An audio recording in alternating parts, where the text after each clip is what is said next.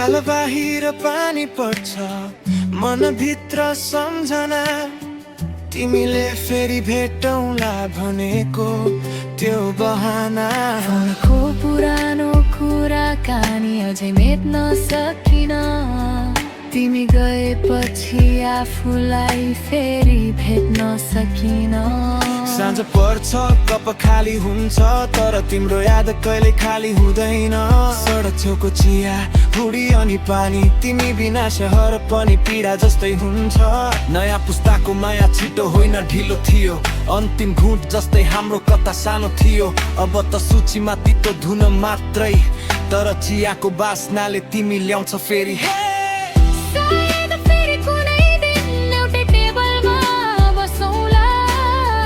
दुई कप चिया मगाएर फेरि पुरानै हाँसो हँसौँला चिया सँगै